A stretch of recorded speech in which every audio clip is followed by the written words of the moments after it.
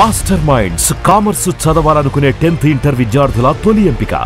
రావు గారు, మన హిమాలయాస్లో అనేక మంది యోగులు తపశ్శక్తితో ఎన్నో శక్తులు సాధిస్తారని, ఆ యోగ శక్తి వల్ల ఎన్నో మహిమాన్వితమైనటువంటి శక్తులు వారు ప్రయోగించి దేశక్షేమం కోసం కూడా, వారు సమాజ హితం కోసం వినియోగిస్తారని కూడా మనం అనేక రకాలుగా కథలు విన్నాం, చదువుకున్నాం. మనం అవి ఎలా, ఏ విధంగా వారు సాధించగలుగుతారు?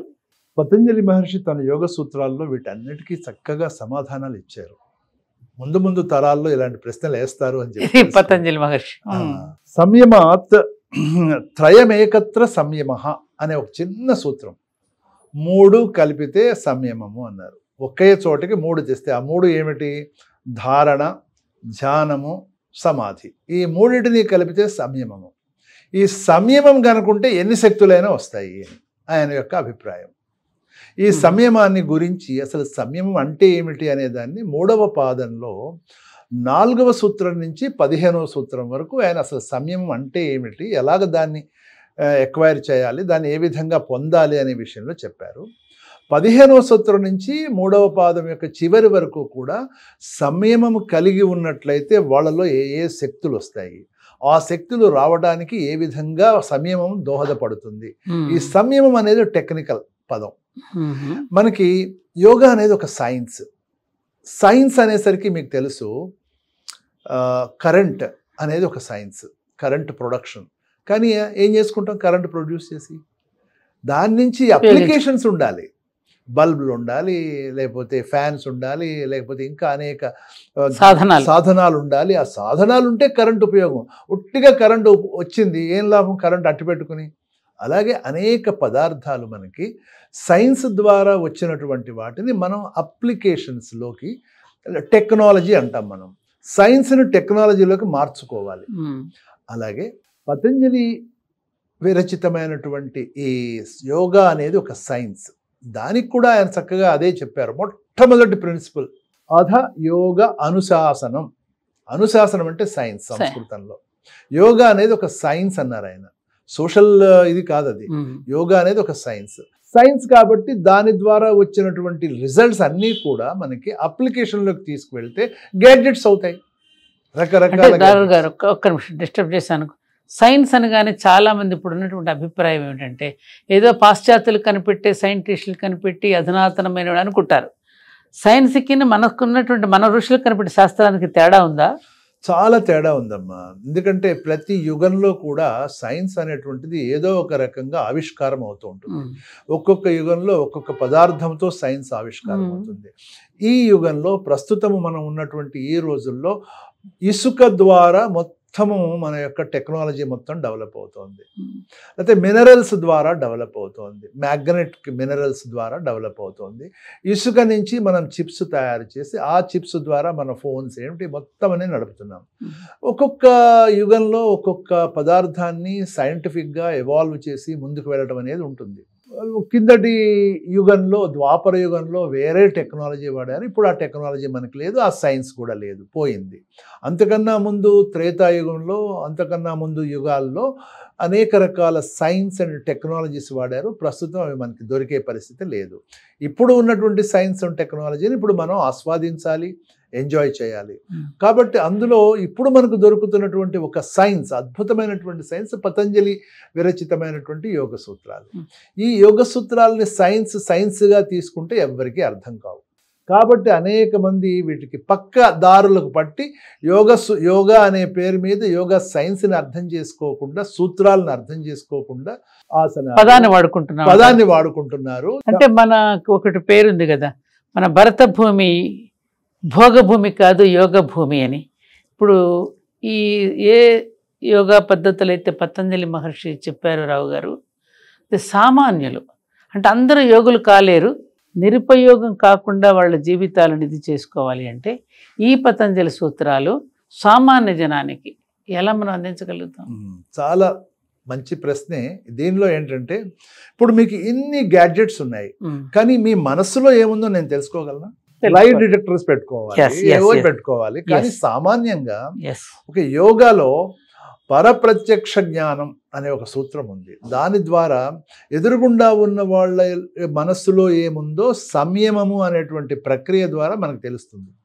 అయితే ఇది తెలియడానికి ఎట్లాగా అంటే టెక్నాలజీ ఏం చేశారంటే ఆ రోజుల్లో మన మనస్సుని ముందు ఎంప్టీ చేయాలి, ఖాళీ చేయాలి.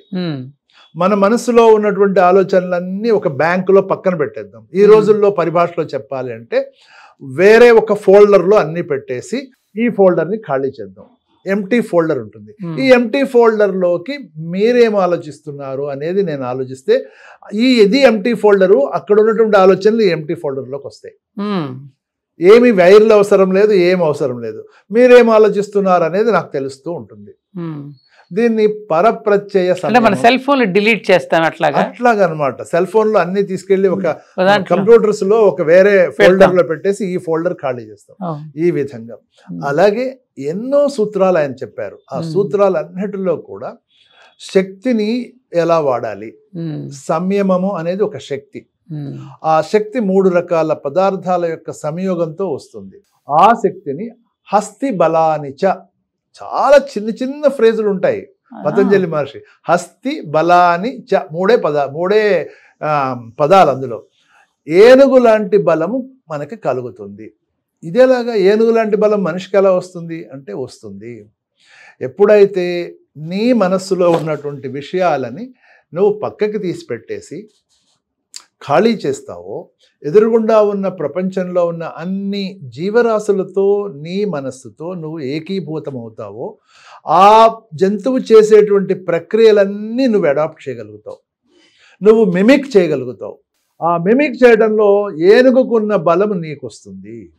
ఈ విధంగా మనకి విశ్వనాథ సత్యనారాయణ గారని ఒక అద్భుతమైనటువంటి మహాకవి మన దేశంలో 1000 పడగలు రాశారు.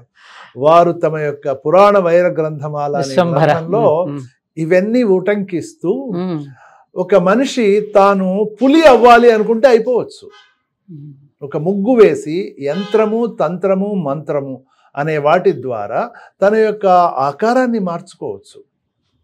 వేరే దీన్నే పరకాయ విద్య అని కూడా అంటారు. ఇవన్నీ కూడా పాసిబులే. వీటన్నిటినీ కూడాను పతంజలి యోగ సూత్రాల్లో చక్కగా చెప్పడం జరిగింది. ఇవన్నీ చెయ్యొచ్చు అని, చేయడానికి ఏం చేయాలో కూడా చెప్పారు. సంయమము, యమ అంటే కంట్రోల్. ముందుగా మనకి అసలు యోగ శాస్త్రంలో యమ, నియమ, ఆసన, ప్రాణాయామ అంటారు. యమ నియమ ఎవరు చెప్పట్లేదు ఎక్కడ. మొత్తం దేశం మొత్తంలో కాదు, ప్రపంచం మొత్తంలో ఆసనాలు చెప్పేటువంటి ఏ ఇన్స్టిట్యూట్లో అయినా యమ నియమాన్ని అసలు పట్టించుకోరు. ధర్మార్థ కామ మోక్షాల్లో ఆ మోక్షాన్ని గురించి ధర్మాన్ని మధ్యలో అర్ధకామాలే అందరూ కూడా పట్టుకున్నట్టుగా ఇక్కడ యమ నియమాలు అసలు ఎవ్వరూ పట్టించుకోరు. యమ నియమాలు పట్టించుకోకుండా ఆసన ప్రాణాయామాలు చేస్తే ఎక్కడి నుంచి వస్తాయి? ఆసనాల ద్వారా ఏమొస్తుంది? టెంపరీ రిలీఫ్ వస్తుంది. చాలా ఆ రోజుకి రిలీఫ్ మనకి మజిల్స్ కి కానీ దేనికి కానీ వస్తుంది తప్పితే ఒక గోల్ అనేటువంటిది మనకి మంచి గోల్ లేవు. ఈనాటి మన సమాజానికి అందరికీ ఉన్న గోల్ ఏంటంటే షార్ట్ గోల్స్. నాకు డబ్బు కావాలి, నేను పరీక్ష పాస్ కావాలి, నేను డబ్బు సంపాదించాలి, ఆ డబ్బుతో ఏం చేయాలి? పెళ్లి చేసుకోవాలి, ఒక ఇల్లు కొనుక్కోవాలి, ఇంటి నిండా గ్యాడ్జెట్స్తో నింపేయాలి, ఒక కారు కొనుక్కోవాలి, ఇంతే. అవన్నీ అయిన తర్వాత ఏం చేయాలి తెలియదు. ఈ రోజుల్లో ఎవరికి తెలియదు. నిలబడిపోతున్నాడు మనిషి. అవన్నీ వస్తే డబ్బు వచ్చేసింది పుష్కలంగా. పొలిటికల్ లీడర్ కావాలి, పొలిటికల్ లీడర్ అయ్యాడు. అయిన తర్వాత ఏం చేయాలి? ఆ లీడర్షిప్ని కాపాడుకుంటూ ఉండాలి, ఎందుకంటే ఎప్పుడు పోతుందో తెలియదు. ఆ కాపాడుకోవడం ఇంకా మళ్ళీ అనేక తప్పిదాలు చేయాలి. ఇది తప్పితే అసలు మనుషులకి ఒక పర్మనెంట్ చాలా లాంగ్ డిస్టెన్స్ గోల్ అనేటువంటిది ఈ రోజుల్లో ఎవ్వరికీ లేదు. ఇవన్నీ చిన్న చిన్న గోల్స్. డబ్బు సంపాదించటము, పేరు సంపాదించటము, తరువాత తమకి ఇళ్ళు సంపాదించటము, కార్లు, బంగ్లాలు, ఇవన్నీ సంపాదించడం అనేవి చిన్న గోల్. ఇవన్నీ ఇవాళ ఉంటాయి, రేపు పోతాయి. అశాశ్వతమైనటువంటివి. ఇవి కాకుండా శాశ్వతమైనటువంటి గోల్స్ ఏం పెట్టుకోవాలి అనేది నేర్పేదే యోగా. ఆ విధంగా యోగా అనేటువంటిది ఒక శాశ్వతమైన గోల్స్ సమాజానికి అందివ్వటం కోసం, ప్రజలకు అందివ్వటం కోసం, ప్రజలు అనేక రకాలమైనటువంటి శక్తిశాలురుగా అవటం కోసం యోగా అనేటువంటిది పతంజలి మహర్షి తన యొక్క యోగ సూత్రాలు 195 యోగ సూత్రాలు. ఆ 195 కూడా యోగ సూత్రాలు 3, 4, 5 పదాలతో ఉంటాయి. రావు గారు, ఇంకోటి కూడా నేను మన మామూలుగా పురాణాలు, ఇతిహాసాలు చదువుతూ ఉన్నప్పుడు సంతానాన్ని కూడా యోగ మార్గం ద్వారా సంతానాన్ని పొందడం అనేది కూడా ఉంది కదా. ఉందమ్మా. అన్ని ప్రక్రియలు కూడా యోగ మార్గం అంటే ఏమిటి? సంయమము, అదే సాధన, యమ నియమ అనేటువంటివి ఏవైతే ఉన్నాయో వాటి ద్వారా, కంట్రోల్ ద్వారా. దానికి మీకు ఉదాహరణకు చెప్తాను. కేవలం సంతానం కాదు, అంతకన్నా చాలా పెద్దదైనటువంటిది. సూర్య సంయమాత్ లోక భువన విజ్ఞానం అనేటువంటిది ఒక సూత్రం ఉంది.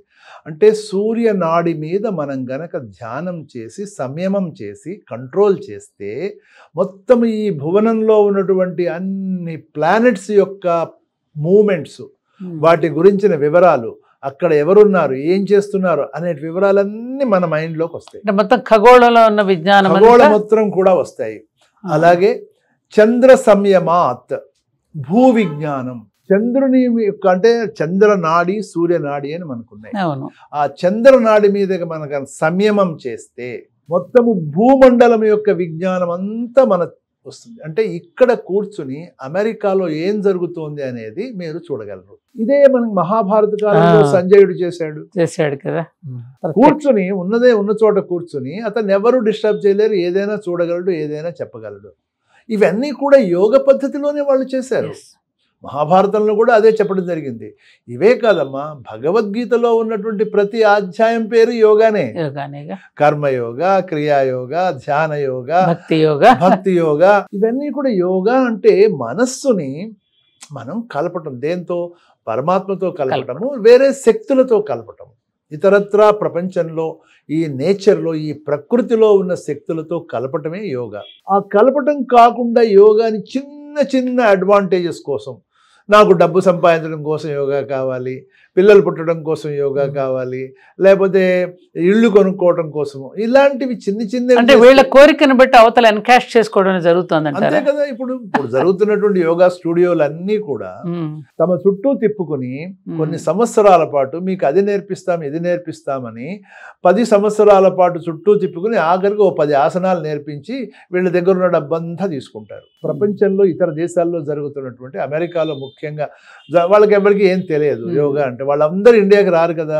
ఇండియాకి వచ్చి హరిద్వార్లో లేకపోతే ఇంకా కొన్ని చోట్ల కూర్చుని, కాశీలో అక్కడ ఉన్న యోగుల దగ్గర కొన్ని నేర్చుకుని వాళ్ళు వెళ్తారు. ఆ నేర్చుకునేవన్నీ ఆసనాలు, ఇలాంటివి వమన క్రియలు, ఇంతే తప్పితే యోగా అనేటువంటి సైన్స్ వాళ్ళు నేర్చుకోవట్లేదు. అవి నేర్చుకుని అక్కడ చెప్తున్నారు. మన పరమహంస యోగానంద ఇలాంటి మహానుభావులంతా, లాహిరి మహాశైలు, వీళ్ళంతా కూడా యోగ మార్గంలో వెళ్ళి ఎన్నో అద్భుతాలు వాళ్ళు సృష్టించి. అవునమ్మా.